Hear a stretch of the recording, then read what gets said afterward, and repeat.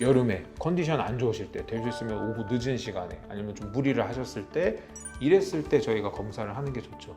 왜냐하면 하지정 메뉴 검사를 받으신다는 것 자체가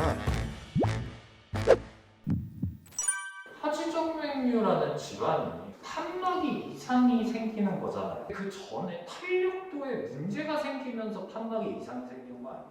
하지정맥류의 원인들을 저희가 이렇게 나열을 하잖아요. 네. 판막이 실제로 망가져서 역류가 생기는 경우도 있지만 판막 자체가 망가진 건 아닌데 혈관이 늘어나면서 판막이 제 기능을 못하니까 그러면서 생기는 역류가 사실은 더 많죠. 근데 이거는 이제 탄력도랑 연관성이 있죠. 혈관이 잘 늘어났다가 잘 줄어들고 이 부분에서는 더 늘어나지 않고 이런 게 돼야 되는데 아무래도 연세가 드신다든지 무리를 했다든지 뭐 타고나게 혈관이 좀 잘 늘어나는 분들, 이런 분들은 아무래도 혈관이 늘어나면서 그런 일들이 생길 수 있죠. 저희 병원에서 쓰는 것 중에 체외 충격파로 혈관을 두들기는 방법이 있잖아요. 하지정맥류 자체를 없애지는 못했지만 조금 더 나아졌다 이런 결과들이 있어서. 혈관이 탄력을 좀 다시 찾나 보네. 그렇죠. 이게 이렇게 생각하면 돼요. 제가 주먹에다 계속 벽에다가 주먹을 이렇게 두들기면 여기가 단련이 되잖아요. 혈관도 계속 두드리다 보면은 탄력성이 좋아지는 그런 경우들이 생기죠. 그러면 혈관의 탄력성이 이상이 생기는 혈관이 늘어지는 거예요?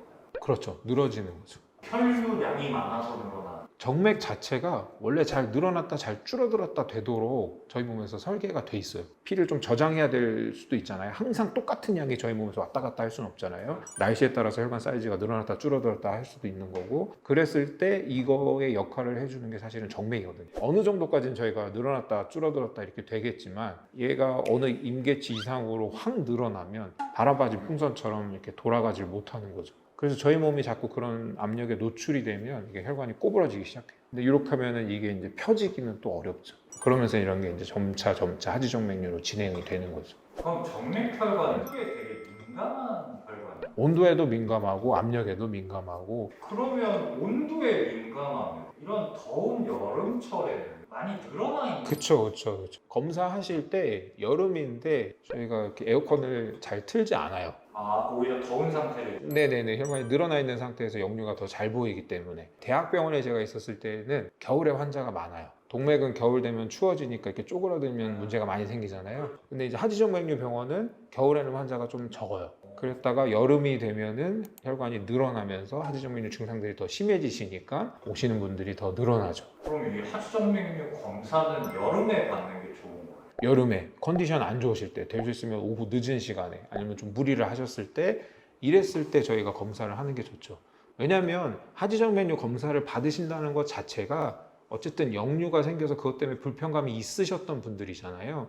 그걸 해결하기 위한 건데 컨디션 좋은 날 와서 검사해봐야 사실은 안 나올 텐데 그러면은 내 시간만 이런 것만 낭비하게 되는 거고 원인도 못 찾는 거고요. 잘못하면 내가 하지정맥류 없다라고 생각을 하게 될 수도 있고, 가끔 그런 분들이 있어요. 약물이나 이런 것 때문에 갑자기 살이 쪘다든지 직장이 바뀌시면서 갑자기 이제 환경이 바뀌었다든지 장시간에 이제 하지정맥류 그런 압력에 노출되거나 그런 게 아니라면 그럼 이제 그런 분들은 다른 시도를 해볼 수 있는 거죠. 정맥순환 개선제라든지 압박 스타킹이라든지 운동이라든지 생활 습관 변경이라든지 이런 걸 해서 먼저 일단은 수술을 피하고 유지할 수 있는 방법으로 먼저 가는 거고요. 오셨는데 증상은 나타난 지 얼마 안 됐지만 혈관을 제가 보면은 그냥 컨디션이 안 좋아서 생긴 게 아니라는 거는 금방 알 수 있거든요, 사실은. 검사를 통해서 이 정맥혈관이 한계를 넘었는지 안 넘었는지가. 일단 모양 자체가 달라요. 이렇게 일자가 아니고요. 이제 그런 혈관들이 굉장히 많이 늘어나 있는 경우들이 굉장히 많아요. 그런데 지금 제가 듣다 보니 컨디션이 안 좋을 때 검사를 해서 진단을 받는 거 과잉 진료 아니에요? 저희가 대충 혈관 상태라든지 어떻게 늘어져 있고 뭐 사이즈가 얼만큼 돼 있고 이런 걸 보면 이분이 그런 환경에 굉장히 많이 노출이 됐는지 안 됐는지를 알 수 있잖아요.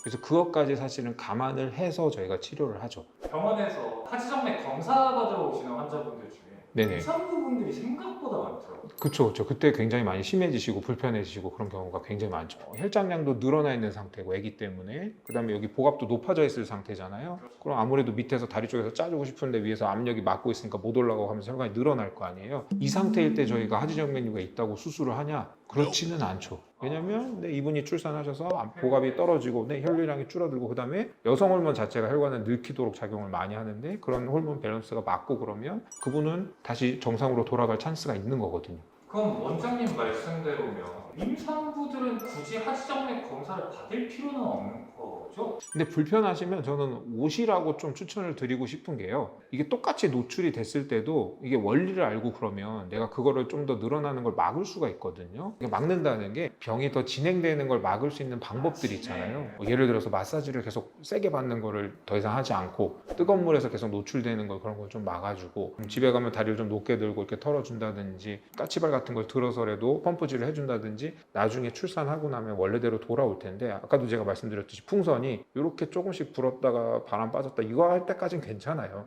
근데 이만큼 불었다가는 여기로 못 돌아가잖아요. 그래서 이런 상태를 막아야 되기 때문에 꼭 병원 오시지 않더라도 하지정맥처럼 불편하다 그러면은 그걸 막을 수 있는 방법들을 좀 찾아서 실천을 해주시면은 좋을 것 같아요. 그러면 나중돼도 수술 안 해도 될 수도 있기 때문에. 어떻게 보면 돈을 붙이는 거네요. 그렇죠. 돈도 붙이고 건강에도 사실은 그게 훨씬 더 좋은 거고요. 수술을 해야 되는 컨디션이 이렇게 좋은 건 아니잖아요. 하지정맥 검사는 다리 불편함이 있다 하면 무조건 받아봐야 제일 좋은 건가요? 검사도 그렇지만 하지정맥류라는 질환 자체가 사실 잘 모르는 생소하죠. 네네네. 이제 저희가 직립보행한 이후부터는 계속 있었던 병이고 증상 정도의 차이가 있을 뿐이지 제 생각에는 누구나 거의 다 생기는 질병이라고 생각을 합니다. 더 잘 알고 그걸 막을 수 있는 방법들을 실천을 하는 게 좋을 것 같아요.